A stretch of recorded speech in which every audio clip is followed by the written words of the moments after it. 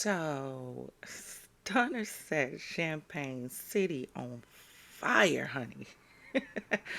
Stunner is the epitome of if you go low, I'm going to hell. Cause baby, scoot up for a second and let's talk. Yo, DJ, roll that beautiful champagne footage. Welcome to Champagne Secrets with Empress, where the bubbles are crisp, the secrets are smoother than silk, and the gossip flows like the finest champagne. So grab your glass, darlings. Let the corks pop, the laughter bubble, and the tea spill. Here, we sip sophistication and spill secrets with style. So hang out with us in the secret chalet and enjoy the chicest, sassiest, and bubbliest gossip hour on YouTube. Everyone has an opinion. This is mine. So grab your glasses and let's toast, my confidants, to the streets that never sleep and to the secrets running deep. Shit.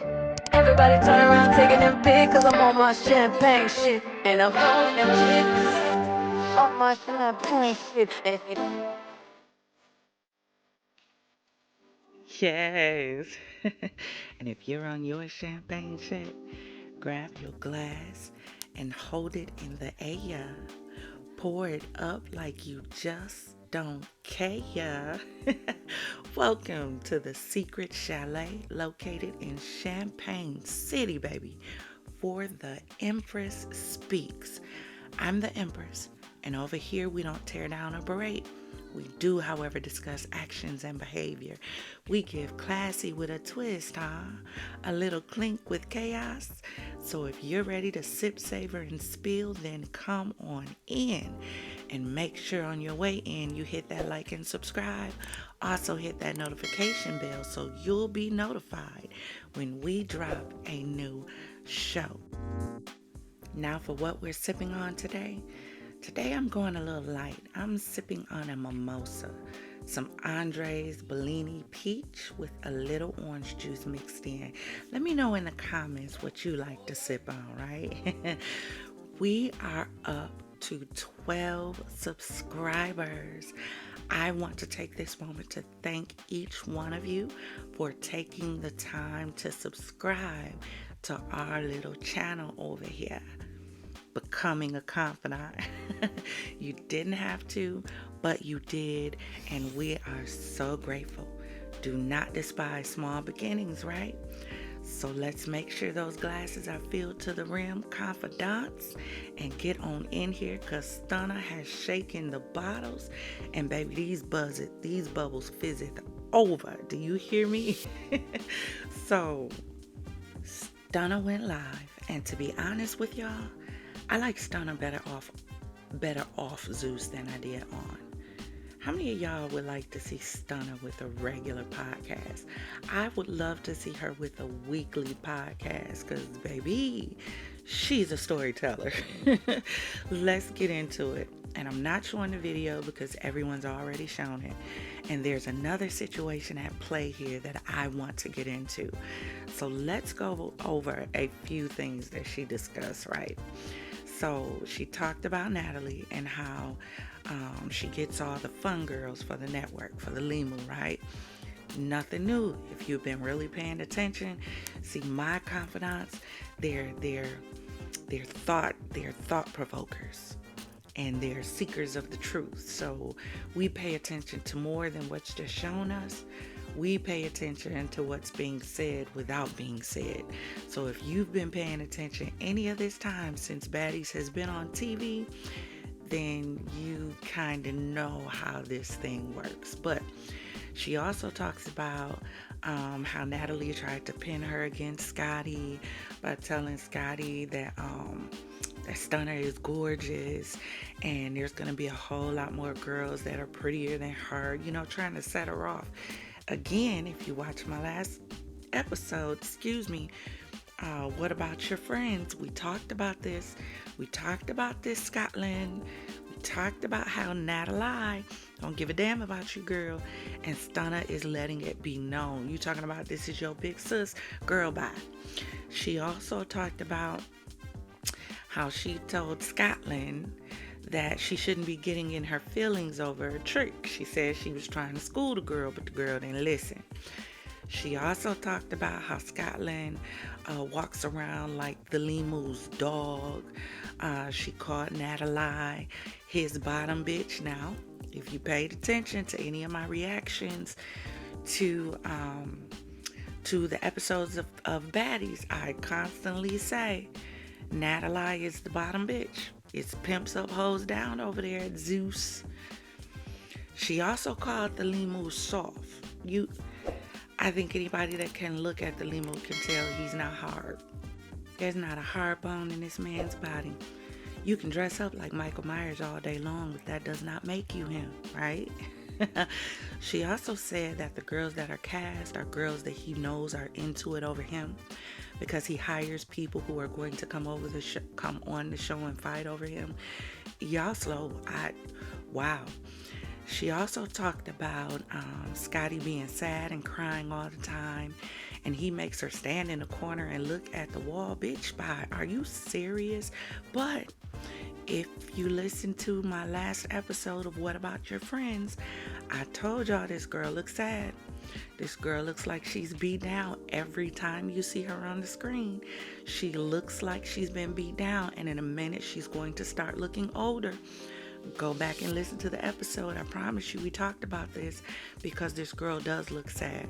She looks like everything that she's doing in order to be relevant. I don't know what the outcome is she's looking for out of this, but she looks sad. She looks sad and damn defeated every time you see her on the screen, makeup or not. Scotland looks sad, and I hate it for her. I really want her to win. I don't know why she doesn't want her to win. Then she goes on and talks about Anna and how Lemu gave her the applause. Y'all know what the applause is. The clap. We gonna call it the applause. And of course, all of this is coming from Stunna Girls, so it is allegedly. She also talks about how Natalie talks about Scotty and how she's a hoe and pops coochie for everybody. Again, I'm really not sure why Scotland thinks Natalie is her friend. Maybe she even knows Natalie isn't her friend, but I feel like Scotty is stuck in a situation that she can't get out of. I mean, truth be told, it's hard to get away from your pimp when you the hoe. You know what I mean? Allegedly. She also talks about how the Lemu is paying for Scotty's apartment and there are cameras all around. Again, it's hard to get out from something that you're stuck in. You know what I mean? She talks about Janisha and how she doesn't trip because he takes care of her and her whole family. Then she goes on to talk about the real reason why Scotty and Razor got into it, because all of us looking at that situation that happened between them on that episode, we could tell, okay, some of these fights are getting way too blown up over nothing. This isn't even just alcohol. There's something behind the scenes going on, and apparently it was the Lemu. And that's why that whole scene got so turned up. Then she went on and talked about him being a fake thug, and sis said he don't know if he want to be a pimp, a hoe, or a WWE referee, and I hollered. You hear me? I hollered. She said he broke and he getting loans. And then she talked about the real reason why Natalie and Scotty stay into it. It's because Scotty ain't taming that tiger no more. She not scratching at the doorpost, honey. Because I heard she peeling back that shrimp, child, allegedly. She said he got to get approved for everything, and that her paperwork says something different because he got to keep it from the higher-ups. But she also said something that I paid attention to. She said, how is he hiding if this is a black-owned company and he's the boss? Did y'all peep that? Mm-hmm. I'm going to say it again in case you missed it. How is he hiding if it's a black-owned network and he's the boss, huh? So that's where these three at the top come into play. Their names are King Bach, D Storm Power, and the lady from the mountain of Caucasus is Amanda Kearney. Now, reportedly, according to the city, these are the other three co-founders of Zeus Network. And here's my thing. So long as this lady from the mountain of Caucasus is a co-owner, Zeus is not black-owned, honey. So I'm going to have to agree with Stunner on this one. Then I also looked it up, and allegedly there are some investors that also invested into Zeus Network. And I was walking through the streets of Champagne City, and I found out that the investors of Zeus are this guy. And his name is Jonathan Rogers of NBC Universal Media. And then a guy I couldn't find a picture of, Harold Lewis, who is listed as an entertainment executive for Variety, which at one point I think was a large publication. Not sure about now, but I can't find any pictures of who this is. So if any of my confidants know, please let me know. Drop in the comments. But my question is, how do we keep saying black owned if everyone making money off of it is not black, huh? As long as we have this lady from the mountain of Caucasus as part founder and owner, it's not black owned. As long as we have investors from the Mount of Caucasus, it is not black owned. And I get it. Someone will say, because I invest my money does not make me an owner, which is partly true if that's how it was stipulated. But remember, an investment is not a loan. It's a little bit different. A loan is monetary for monetary, but most investors give their money for a stake in the company or a stake in what they are investing in, which usually comes with a percentage so that there is a return on their investment. And a lot of them have decision-making stakes in the company as well. So you make money, they make money. How much money they make depends upon the agreement. But either way, if anyone besides melanated individuals are making money, it is not black owned. The Lemu is just the face you see. But what about these other players in the game that are real silent right now? When are we going to start holding them accountable? As much as we talk about the Lemu for what the Lemu is doing, allegedly. We so focused on Diddy, and we're letting Lemmy, the Lemu, run wild, unchecked, and untamed. I believe everything Stunna Girl said, everything. How Krishan was treated, and all, but let me tell you when I noticed that they were really done with Krishan for real.